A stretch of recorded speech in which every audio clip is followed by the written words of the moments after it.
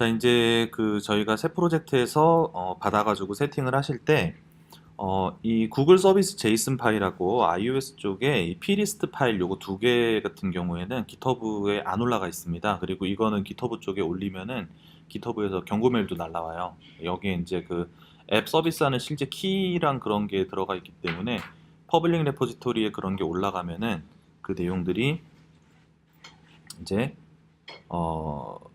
그런 거 올리면 안 된다고 GitHub 쪽에서 경고가 날라오거든요. 그래가지고 그게 올라가 있지는 않고 이게 이제 세팅이 된 상태에서 이거 다운을 받으셔가지고 아까 각각 프로젝트 이제 루트 폴더에다가 이거 내용을 집어 넣잖아요. 그래서 그거 내용을 집어 넣으시고서 사용을 하시면 됩니다. 그 빠져 있으면 빌드가 안 되기 때문에 그거 내용 넣고 테스트를 하셔야지 되고요. 일단은 동작하는 부분을 먼저 확인하시고 그런 다음에 어떤 식으로 앱 구성되어 있는지 그 부분들 쭉 리뷰를 해드리도록 하겠습니다.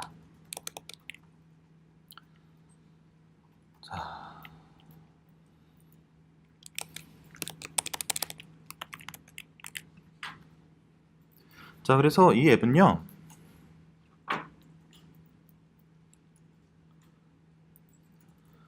정말 간단하게 이제 복잡한 기능 없이 간단하게, 그러니까 매일매일 한 번씩 간단하게 일기처럼 메모해 놓을 수 있는 그런 종류의 앱입니다.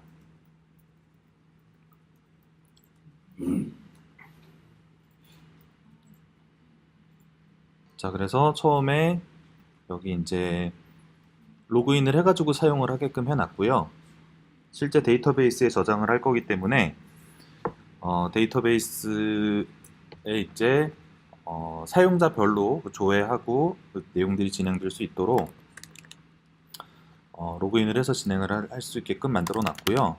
자, 제가 이제 여기 로그인을 하고 그런 다음에 여기 이제 원래는 이제 그 회원가입하고 로그인하고는 페이지를 좀 분리를 해 놓는 게 좋죠. 근데 이제 지금 뷰를 너무 많이 안 나누고서 하려고 여기에서 아이디랑 비밀번호를 넣고서 자, 생성을 누르면 바로 생성이 되는 것이고 로그인을 하게 되면은 이제 그 정보로 로그인을 요청을 하게 되는 그런 형태로.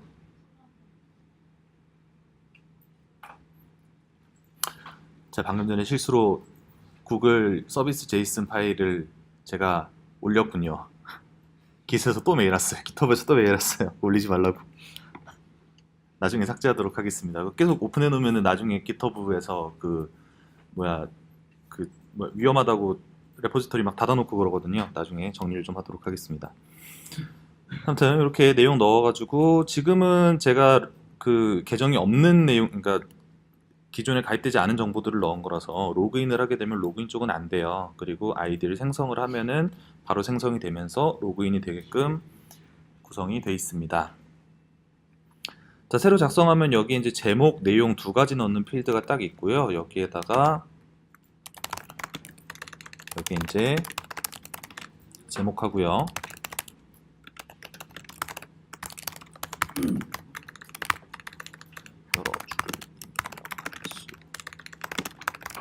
내용을 좀 넣어 놓고서 이제 완료하면은 서버에 저장을 하고 그래서 다시 이제 이렇게 목록에 표시가 되게끔 해 놓았고요. 그래서 이 제목을 클릭을 하면은 그 해당 내용이 이렇게 출력이 되게끔 해놨습니다. 그래서 파이어베이스의 인증 데이터베이스 두 개 사용을 해가지고 이런 종류의 앱을 만들어 봤습니다. 그래서 전체적으로 보면은 이게 이제 페이지가 여러 개로 나눠져 있는 구성이기 때문에 페이지가 여러 개로 나눠져 있는 구성이라 여기에 그 저번 시간에 진행을 했었던 그 리액트 내비게이션 이용해 가지고 내비게이터를 하나 만들어 가지고 화면을 구성을 했고요. 근데 이제 이게 별도로 별도로 이제 스택이라든가 뭐 이런 게 그렇게 크게 필요할 것 같진 않아서 일단 저번 시간에는 스택 내비게이터를 썼고 오늘은 스위치 내비게이터를 사용을 했습니다. 자, 전반적으로 이런 앱을 만들었고, 자, 내용은 이제 코드 쪽에서 보도록 하겠습니다. 우선은 이제 그 엔트리 포인트인 앱.js 쪽인데요. 앱.js에서는 그러니까 페이지가 여러 개로 구성이 될수록 앱.js에는 내용들이 그렇게 많이 들어가게 되진 않아요. 그래서 여기에서는 이제 간단하게 내비게이터 구성이랑 그리고 앱이 처음 로드되는 시점에서 필요한 데이터를 불러오는 것들, 그런 식으로 내용이 간소화되는데, 여기에는 이 뷰 자체가 이제 아이폰 10이나 노치가 있는 화면들 처리를 위한 그 세이프 에리아 뷰, 요거 컴포넌트 사용하고서 그 안에 라우터를 바로 이렇게 입력을 해놨고요. 그리고 이제 위에 라우터 생성한 부분을 보시면은, 자, 스위치 내비게이터 이용을 해서 만들었고요. 스위치 내비게이터 같은 경우에는 그 화면에 이제 뭐 헤더라든가 이런 게 전혀 없이 구성이 되기 때문에, 이게 이제 옵션을 전달을 할 수도 있지만은 지금은 옵션 전달하지 않고 그냥 단순히 키 밸류 쌍으로 해가지고 페이지들 각각 컴포넌트들만 연결을 해 놓은 상태입니다. 그래서 아까 보셨던 처음 뒀던 로그인 뷰, 그리고 목록이 나오는 리스트 뷰, 작성을 하는 라이트 뷰, 그리고 실제 내용을 조회하는 로그 뷰, 이렇게 총 4개의 뷰를 만들어서 연결을 해놨습니다. 기본 연결이 이제 첫 번째 항목이 기본 뷰로 출력이 되기 때문에 처음 오픈을 하면 무조건 로그인 뷰가 나오게 되고요.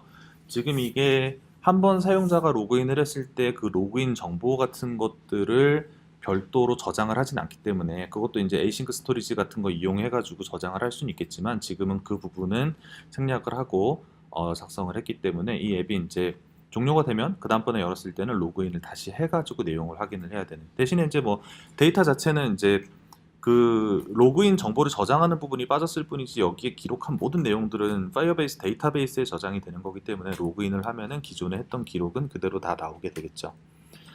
자, 그래서 엔트리 포인트는 로그인 뷰가 되겠습니다.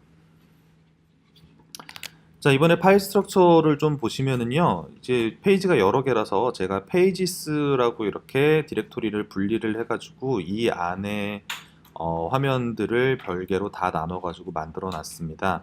그리고 그 이제 페이지들마다 각각 그 페이지 안에서 그 컴포넌트 내에서만 사용되는 거는 물론 그 안에서 선언을 해가지고 사용을 하게 되는데, 근데 이제 공용으로 사용하는 내용들이 많이 있기 때문에 그거를 이제 커먼이라고 디렉토리 만들어 가지고 이 안에서는 공용으로 사용하는 내용들을 주로 넣어 놨습니다.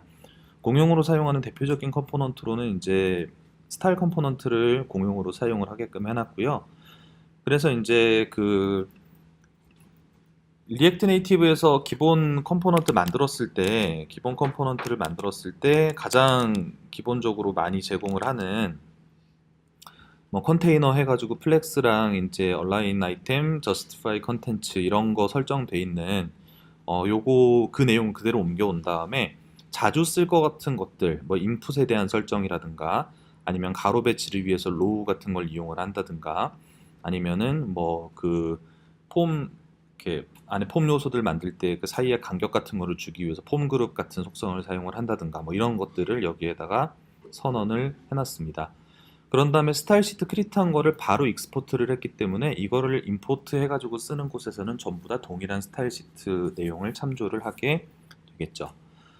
자, 그리고 스토어 같은 경우에 스토어 안에 이제 여기에 옵저버블 하나가 선언이 되어 있는 그 단일 클래스가 하나가 있고요. 그런 다음에 클래스를 익스포트란 게 아니라 실제 그 클래스를 이렇게 인스턴스로 만들어 가지고 익스포트를 시켜놨습니다. 그래가지고 다른 곳에서는 이 스토어를 임포트를 해서 사용을 하게 되면은, 이 스토어 임포트를 사용을 하게 되면은 같은 스토어를 이제 같은 옵저버블을 여러 개의 페이지에서 참조를 하게 되는데, 로그인을 한 다음에 로그인 할 때 받아온 그 인증 정보를 이제 이후에 작성하는 데나 조회하는 데나 아니면은 뭐 그런 페이지들에서 전부 다 사용을 하게 되기 때문에, 그런 것들을 공용으로 사용하기 위해서 이런 그 파일을 하나 만들어서 익스포트를 시켜 놨습니다.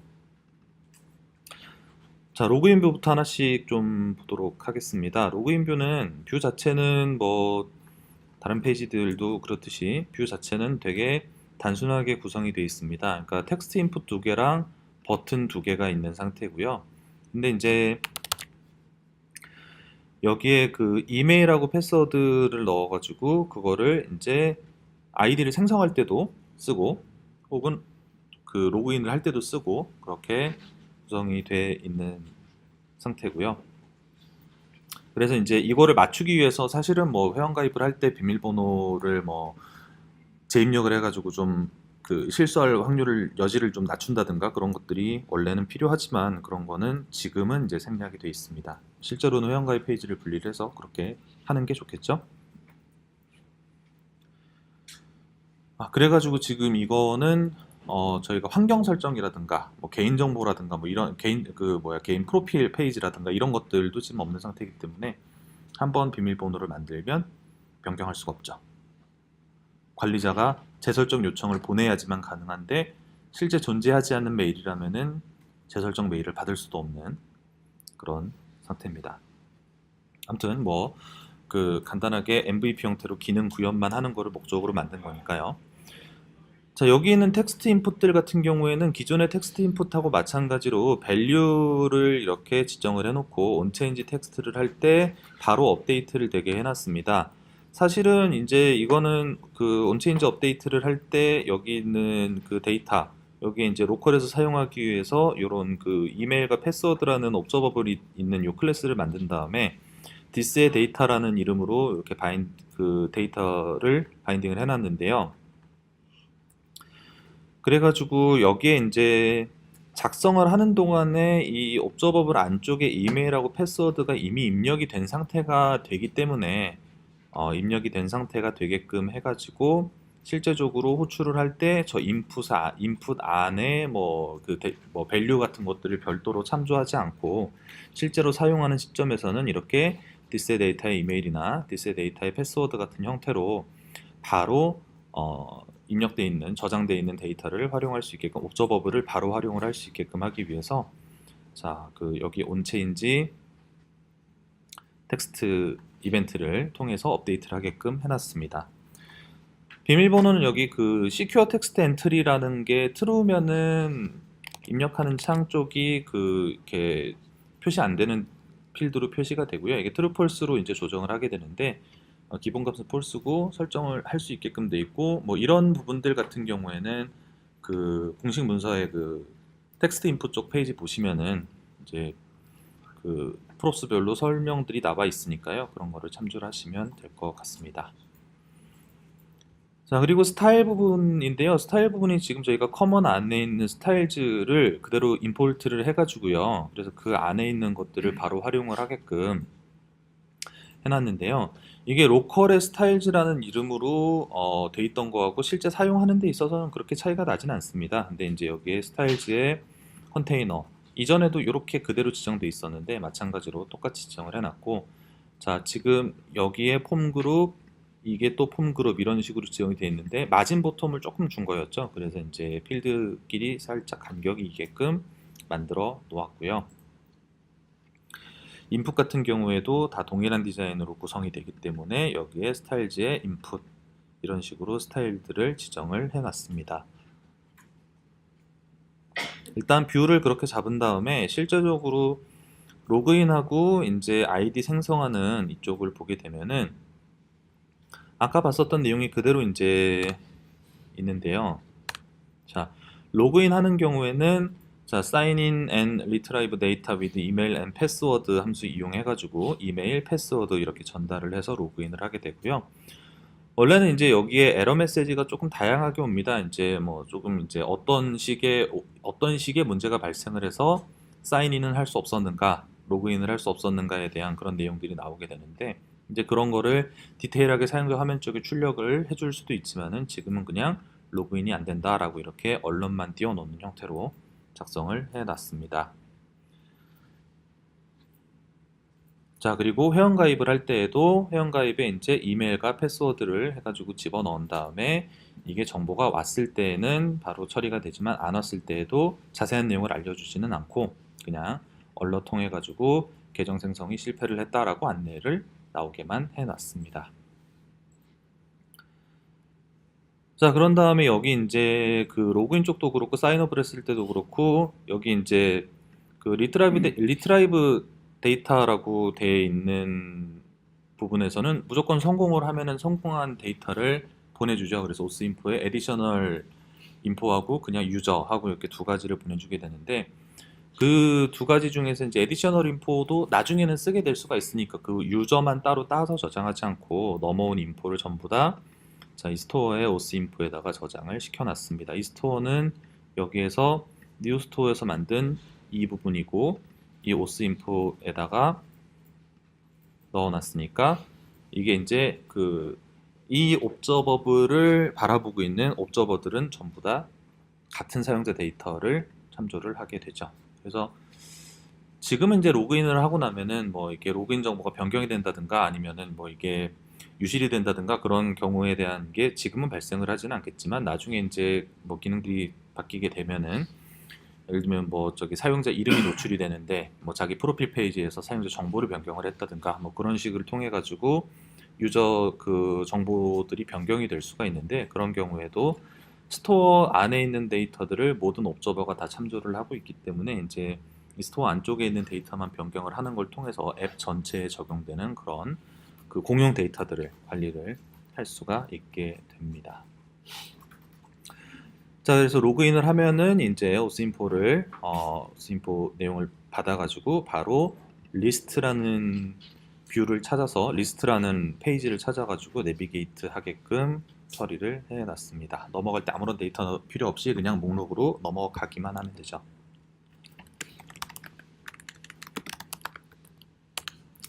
자, 그래서 리스트.js 쪽을 보면은요, 리스트.js에서 이게 리스트.js 뷰 구성은 아까 전에 보셨던 거랑 굉장히 비슷하게 구성이 되어 있습니다. 투두 리스트에 목록이 있는 거하고 비슷한 형태로 구성이 되어 있는데 어떤 점이 비슷하냐면은 일단은 스크롤 뷰가 있고요. 스크롤 뷰 안에 플랜 리스트가 있는 형태고요. 플랜 리스트에 데이터 바로 할당하고 엑스트라 데이터로 이제 랭스 변경될 때마다 이게 다시 렌더링이 될 수 있게끔 한 부분이 있습니다.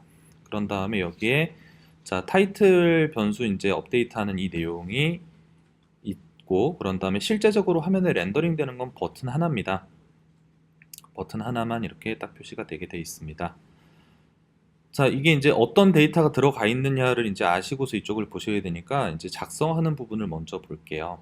그래서 밑에 이제 위에 이제 스크롤 뷰 밑에는 그냥 버튼 하나가 있어가지고 새로 작성이라는 랍에 그 타이틀이 표시가 되고 그래서 그걸 클릭을 하게 되면은 작성 페이지, 라이트 페이지로 넘어가게끔 작성을 해놨습니다.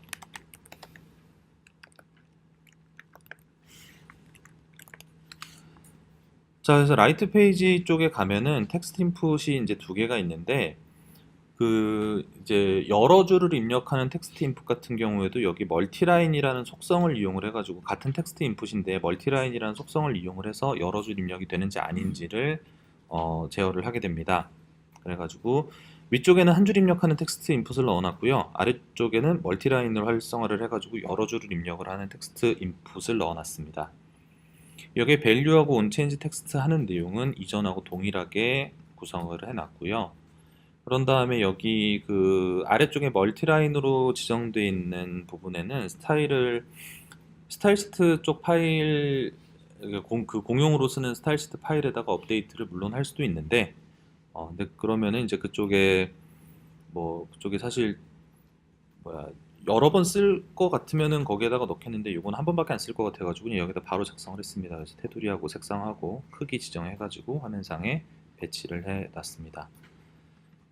그 뒤로 가는 버튼 지금 스위치 같은 경우에 사실 안드로이드에서는 그렇게 크게 문제가 안 될 겁니다. 안드로이드에서는 백 버튼으로 언제든 뒤로 갈 수가 있기 때문에 안드로이드에서는 그냥 백 버튼으로 뒤로 가도 되지만 iOS에서는 스위치 내비게이터를 만들어 놓으면은 UI상으로는 뒤로 갈 수 있는 방법이 없어요. 물론 이제 밖에서 이렇게 그 화면 바깥에서부터 이렇게 스와이프하는 그 동작을 가지고서 뒤로 가는 거는 아마 될 텐데 아무튼 그거는 드로어를 해야 되는군요. 그 iOS에서는 화면상으로 UI상으로는 그게 나타나지 않기 때문에 뒤로 가는 버튼을 화면마다 이제 화면 안에다 이동에 관련된 버튼들은 다 배치를 해놨어요. 그래서 뒤로 가는 버튼을 했을 때는 다시 리스트로 돌아가게 만들었습니다. 완료 버튼 눌렀을 때는 여기서 입력한 데이터들을 이제 입력한 데이터들을 전송을 하게끔 해놨는데요. 자, 이제 이 부분이 굉장히 중요하겠죠. 데이터 구조는 이렇게 잡았습니다. 우선은 그 UUID를 생성을 해가지고 V4 이제 버전 4 기준으로 해가지고 UUID 생성을 해가지고 키로 만들어 놨고요. 그래서 이게 이제 저장될 때도 불러올 때도 기타 등등 모든 상황에서 이 기록한 이 기록 하나에 대한 그 UUID로 이제 동작할 수 있게끔 이렇게 키 생성을 해놨습니다. 그리고 이 유저 아이디 같은 경우에는 아까 저장을 했던 스토어 안에 유저 인포 안에 유저의 그 UID 해가지고 익명 사용자도 있었고 로그인 사용자도 있었던 그 동일한 그 UID라는 해시를 여기에다가 저장을 해놨고요. 그래서 이제 이 앱은 로그인이 있고 여러 사람들이 로그인을 해서 쓰는 건데 로그인을 한 사람의 정보만 가지고 와야 되니까 이제 기록을 하는 시점에서 유저 아이디를 기록을 하게끔 해놨습니다. 그리고 타임스탬프에다가 시간 기록을 해놨는데 여기 그 자바스크립트의 모멘트.js라는 라이브러리 이용을 해가지고 현재 작성한 시간을 기록을 하는데 기록하는 형태는 자 X라고 되어 있는데 요거는 이제 유닉스 타임스탬프입니다. 밀리초 단위로 표시되는 유닉스 타임스탬프고 그래가지고 이게 이제 최근에는 데이터베이스에다가 이제 연, 월, 일, 시, 분, 초 해가지고 넣는 것보다는 타임스탬프를 그대로 기록을 해놓고 그거를 이제 변환을 해가지고 보통 많이 사용을 하죠. 그렇게 하면은 좀 뭐 물론 그 연, 월, 일, 시, 분, 초로 기록을 해도 뭐 UTC에 따라서 다른 시간대에 뭐 시간 표시하는 건 변환을 해주면 되기는 되는데 어차피 변환을 해서 쓸 거라면은 이제 기준이 될 수 있는 유닉스 타임스탬프를 기록을 해서 하게끔 많이 돼 있어서 그래서 시간 기록하는데 타임스탬프 형식으로 기록을 하게끔 해놨고요. 제목하고 내용을 따로 입력을 하게끔 구조를 만들어 놔서 타이틀, 컨텐트 이렇게 표시가 되게 해놨습니다.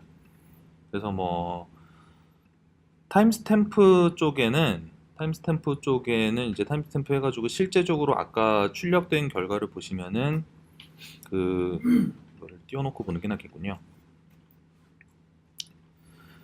그 출력된 결과 쪽을 보시면은 앞에 그 이제 하루에 한 번씩이니까 사실 뒤에 시간까지는 필요가 없어요. 그 기록한 날짜까지가 표시가 돼야 되기 때문에 앞에는 날짜가 표시가 돼 있고 뒤에는 제목이 표시가 되는 형식으로 그렇게 내용이 들어가 있었습니다. 그래가지고 그 제목 쪽을 그 제목에는 이 타이틀이 표시가 되고 날짜 부분은 이 모멘트로 만든 타임스탬프를 다시 날짜로 이제 변환해가지고 사용을 하는 형태로 만들어 놨습니다.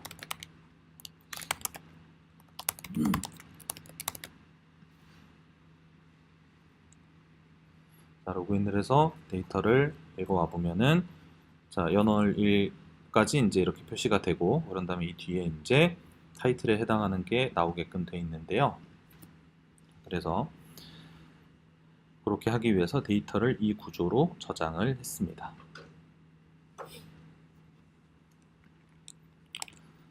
자, 그럼 여기서 이제 제가 유저가 아니라 다른 데이터로 유저2라는 이름의 데이터를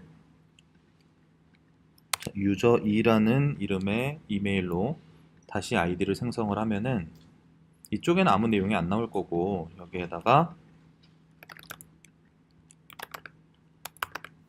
타이틀 컨텐트 이런 식으로 작성을 해 놓으면은 여기 정보가 이렇게 들어가게 될 텐데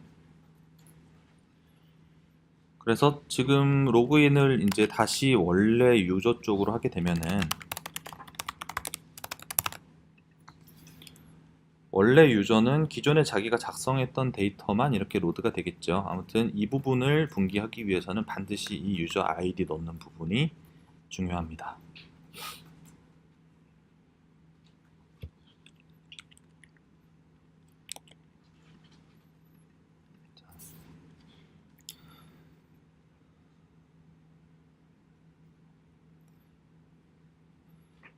자, 그러면은 저장을 하고 나서 실제 이제 리스트 출력하는 부분을 보게 되면은요.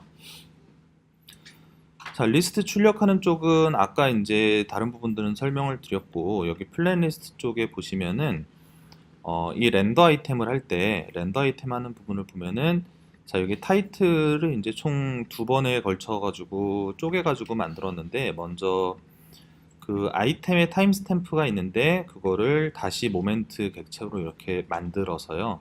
그래서 형식을 이렇게 연, 월, 일로 해가지고 만들었습니다. 그래서 그거를 이렇게 대괄호로 싸는 형태로 먼저 문자를 하나 만들어 놓고 그런 다음에 바로 그 뒤에다가 아이템의 타이틀 부분을 이어 붙이게끔 작성을 해놨습니다. 그런 다음에 그 밑에 이제 버튼 클릭했을 때 뭐 화면에 표시하는 타이틀이야 위에서 만든 타이틀을 그대로 이용을 한 거고, 클릭을 했을 때에는 여기에 이제 로그 페이지로 이동을 하게 되는데, 지금 현재 라우터 중에서 유일하게 파라미터를 받는 게 이 로그 뷰입니다. 이 로그 뷰에다가 키 해서 아이템의 키, 우리가 아까 만들었던 UUID를 이렇게 키로 페이지 로그 페이지 쪽에 전달을 하게끔 만들었습니다.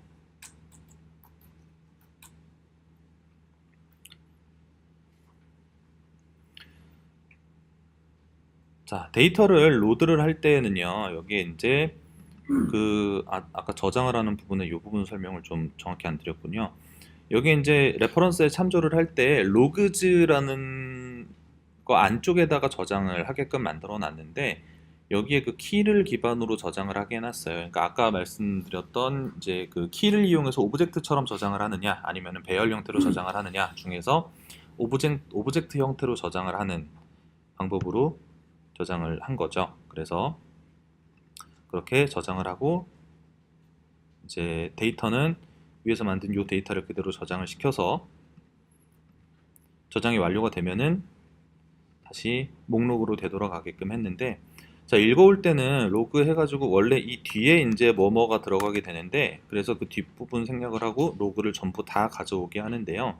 근데 여기 이제 그 정렬 옵션을 할당을 할 때 오더 바이 차일드 해가지고 유저 아이디 이렇게 하게 되면은 실제로 그 이제 유저 아이 이게 이제 뒤에 요 equals to가 없는 상태에서 이렇게 호출을 하게 되면은 데이터들이 오는데 그 유저 아이디별로 정렬이 되기 때문에 이렇게 유저 아이디별로 입력된 순서가 아니라 그 유저 아이디가 동일한 것들끼리 이렇게 순서가 정렬이 돼서 오게 되는데, 사실은 이제 오더 바이 차일드에서 유저 아이디로 정렬을 한 다음에 그 중에 현재 로그인된 정보의 그 UID가 유저 아이디 쪽에 이렇게 돼 있는데, 현재 로그인 돼 있는 아이디랑 정확하게 일치하는 것들만 가져오게끔, 그러니까 쿼리에서 이제 그 뭐 웨어절 조건을 거는 그런 거죠. 그래가지고 차일드의 유저 아이디를 기준으로 해서 현재 로그인된 사용자의 UID와 정확하게 일치하는 것들만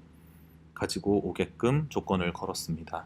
그런 다음에 이게 이제 그 다중으로 사실 지금 이 앱 같은 경우에는 지금 이제 뭐 여러 개의 앱에서 동시에 작성을 한다든가 아니면 뭐 다른 사람이 댓글을 단다든가 뭐 이런 부분들이 전혀 없기 때문에 본인이 작성한 페이지를 리스트에 들어가서 딱 한 번밖에 안 읽어요. 한 번밖에 읽을 일이 없어요. 거기에다가 어차피 그 계속해서 받는 업데이트를 걸어놔 봤자 본인이 작성 페이지로 넘어가서 다시 작성을 하고 돌아오기 전까지는 업데이트 될 일이 없습니다. 그래가지고 한 번만 읽어오게끔 원스를 이용을 해가지고 불러오게끔 했고요. 그래서 밸류 전체, 그러니까 데이터 전체를 가져오게끔 밸류 이벤트로 이제 원스를 가지고 와서, 그래서 이 데이터 전체를 가지고 온 것을 이제 오브젝트, 그러니까 오는 건 오브젝트 형태로 오고 우리가 화면상에는 이제 그 배열로 이렇게 전달을 해서 사용을 할 거기 때문에 여기 이제 가지고 온 애들을 스냅샷을 이렇게 밸류를 찍어서 데이터 전체를 가지고 와서 언더스코어의 이치로 이렇게 루프를 돌려가지고 이 리스트 안에다가 하나씩 다 푸시를 해서 집어넣었습니다. 자, 그러면은 페이지가 이제 로드가 되고서 서버랑 통신하는 과정을 좀 거칠 거고요. 서버랑 통신을 하고 나면 이렇게 잠깐 이렇게 텀이 보이죠? 그래서 그 서버랑 통신을 해서 데이터를 가지고 오면 화면상에 리스트 형태로 출력이 되게 됩니다. 그래서 계속해서 작성을 해가지고 내용들이 길어지게 되면은 점점 길어져서 스크롤 뷰로 싸져 있기 때문에 내용이 길어진 이후에도 이제 스크롤 해가지고 내용을 볼 수가 있게 될 겁니다.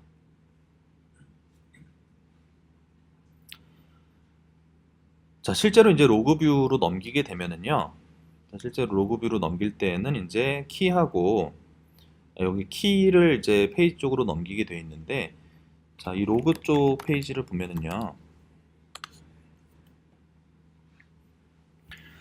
처음에 이제 컴포넌트 디드 마운트 할 때 이 데이터를 불러오게 되는데, 파이어베이스에 레퍼런스 할 때 여기에다가 아예 로그 중에서 해당 키에 해당하는 로그를 불러올 것이다 라고 여기에서 주소 이렇게 지정을 하게 되면은 정확하게 그 키에 해당하는 데이터 하나만 불러오기 때문에 여기 레퍼런스를 이렇게 지정을 해 놓고요. 그런 다음에 밸류 전체를 불러올 것이고, 이렇게 불러오게 되면은, 자, 이게 오브젝트 형태, 그러니까 그 배열이나 아니면 여러 개 키로 되어 있는 형태가 아니고 요거 정확하게 그 해당 타겟의 키만 지정을 해가지고 레퍼런스를 했을 경우에는 스냅샷도 뭐 이렇게 오브젝트가 뭐 배열에 싸져서 온다든가 뭐 그런 식으로 오지 않고, 얘가 그 해당 오브젝트 자체가 딱 해당 오브젝트 하나만 딸랑 딱 오게 돼요. 그래서 안에 밸류 오브젝트 형태로 뽑아서 마찬가지로 옵저버블로 있는 로그에다가 저장을 하게끔 해놨습니다. 이게 이제 내비게이션 쪽에서 이제 이전 페이지에서 넘겨준 파라미터 안에 키를 이용을 해서 그 키만 불러오게끔 했기 때문에 그 키를 이용을 해가지고 불러올 수가 있고, 그리고 그 키는 이제 뭐 숫자 형태로 돼 있다든가 그래가지고 어느 정도 추측이 가능한 게 아니고 명확하게 그 맞는 키로만 이제 호출을 할 수가 있기 때문에 앞에서 어떤 키가 넘어왔는지에 따라서 이렇게 조회가 되게 해놨습니다. 그럼에도 불구하고 이게 이제 유저 아이디까지 맞는지를 사실은 체크를 하는 게 좋지만, 일단은 여기서는 이 정도로만 구현을 해 놓았고요. 그래서 이게 불러줘 오게 되면은 화면상의 데이터의 로그 안에 있는 우리가 저장했던 그 필드 이름 그대로 타이틀이라든가 콘텐트라든가 그 이름을 그대로 해가지고 화면상에 출력을 하게 해놨습니다. 근데 이제 여기 안에 이 데이터 보시면은 이게 이제 ES6에 있는 그 템플릿 문법인데요. 그래서 뭐 템플릿 안에 이제 뭐 줄바꿈이라든가 뭐 이런 것들을 좀 자유롭게 할 수 있게끔 일반 스트링부터 좀 이렇게 편리하게 만들어 놓고, 그리고 스트링이지만 중간에 이렇게 변수 할당이 가능하게 만들어 놓은 템플릿 문법인데, 템플릿 문법을 이용한 이유는 저희가 입력을 할 때 줄바꿈을 해가지고 입력을 했고, 줄바꿈을 한 상태로 데이터베이스에도 저장이 돼 있거든요. 불러왔을 때 화면상에 텍스트 안에 표시가 될 때 그 줄바꿈을 표시를 하려면은 이렇게 템플릿 문법 안에다가 넣어 놓으시면은 그 계획 문자 \n 부분이 화면상에 반영이 돼 가지고 줄바꿈 문자까지 잘 표시를 할 수가 있습니다. 그래서 이런 식으로 표시를 하게끔 해 놨고요. 그런 다음에 여기에 이제 이 뒤로 가기를 누르면은 다시 뒷페이지로 가가지고 읽어오는 이런 내용들을 작성을 했습니다. 자, 여기에다가는 지금 저희가 파이어베이스에 있는 데이터베이스를 이용을 해가지고 이제 원격에 있는 파이어베이스 안에 있는 데이터베이스를 이용을 하게끔 만들었는데, 대신에 앞에서 이제 투두리스트를 할 때는 에이싱크 스토리지로 로컬에다가 데이터를 저장을 했는데, 여기에는 로컬에다가는 아무런 데이터를 저장을 안 했죠. 근데 실제로 앱을 만들게 되면 로컬에도 필요한 데이터들이 많이 있잖아요. 예를 들면 뭐 자동 로그인 처리를 하기 위해서 로그인이 됐을 때 그 로그인된 뭐 그런 토큰이나 아니면 유저 데이터 같은 것들을 통째로 저장을 해 놓는다든가, 아니면은 뭐 사용자의 환경 설정 파일 같은 것들을 뭐 저장을 해 놓는다든가, 아니면은 지금 여기에서 파이어베이스의 이 파이어베이스 요청을 매번 하게 되는데, 사실 이제 지금 이 데이터 같은 경우에는 명확하게 그러니까 명확하게 이게 사용자 데이터가 자주 업데이트가 되는 부분은 아니기 때문에, 그러니까 계속해서 실시간으로 변경이 되는 데이터가 아니기 때문에 사용자가 실제 입력을 하기 전까지는 이 데이터를 매번 다시 읽어올 필요는 없거든요. 그래서 매번 다시 읽어오지 않고서 사실 사용을 할 수가 있는데, 뭐 그런 부분들에 대한 처리라든가 뭐 그런 것들을 추가적으로 할 수가 있을 것 같고요. 뭐 이제 프로필에 대한 설정이라든가 뭐 그런 것들 페이지를 계속해서 늘려 나갈 수가 있겠죠. 근데 지금 이제 뭐 앱을 만들게 되면은 앱은 이제 뭐 이제 웹페이지 같은 거하고는 또 다르게 기본적으로 포함되어 있거나 뭐 그래야 되는 기능들이 생각보다 많이 있어가지고 사실 지금도 이제 정말 간단한 기능 한 가지 딱 그 제목 내용에서 입력하는 그 한 가지만 있는 앱인데도 불구하고 페이지가 벌써 몇 페이지나 만들어졌고 이것저것 내용들이 꽤 많이 들어갔는데 그래서 여기에서 이제 계속 뭐 환경 설정이니 뭐니 뭐 그런 것들 볼륨을 늘려 나가면은 뭐 페이지들과 데이터들과 그런 것들이 점점 많아지게 되겠죠. 하여튼 그래서 자, 대략 이런 골자의 앱을 작성을 해 봤습니다.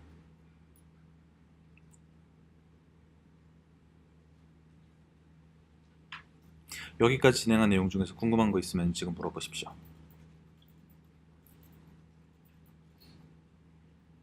파이어베이스가 오프라인에서도 된다고 얘기를 들은 것 같은데. 일단은 구글은 전체적으로 그 오프라인 데이터들에 대한 부분들을 굉장히 좀 신경을 많이 쓰고 있어가지고 파이어베이스에서도 그 오프라인 데이터 설정을 할 수가 있고 그래서 어느 부분을 오프라인 데이터로 쓸지 그런 거를 아마 세팅을 해 놔야 될 겁니다. 그러면 그 데이터를 오프라인에 가지고 있을 텐데 그거는 되는 건 알고 있는데 저도 세팅을 해보진 않아가지고 찾아봐야 될 것 같아요. 근데 일단 전반적으로 구글 쪽에서는 그런 거를 좀 많이 하려고 하고 있어서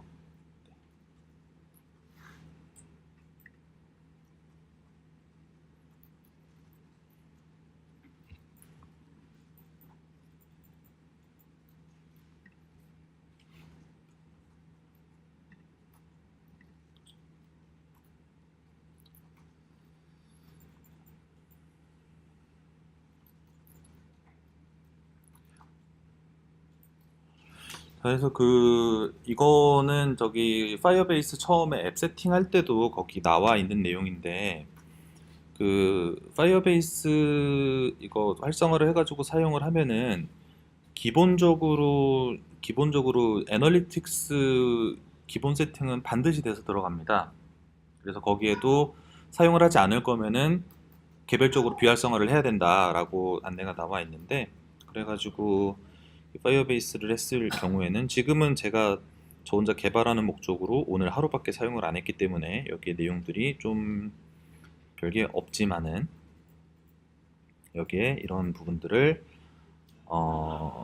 나중에 실제 할 때는 이게 앱의 이제 활성 사용자가 어느 정도 되는지 그래서 그동안 설치한 대수 대비해 가지고 계속 지속적으로 접속하고 있는 사람의 수는 어느 정도 되는지 뭐 그런 것들을 보실 수가 있어요. 그래가지고 그런 부분들도 실제 만들어서 이제 운영을 하는 동안에 굉장히 큰 도움이 되는 데이터들이 되겠죠.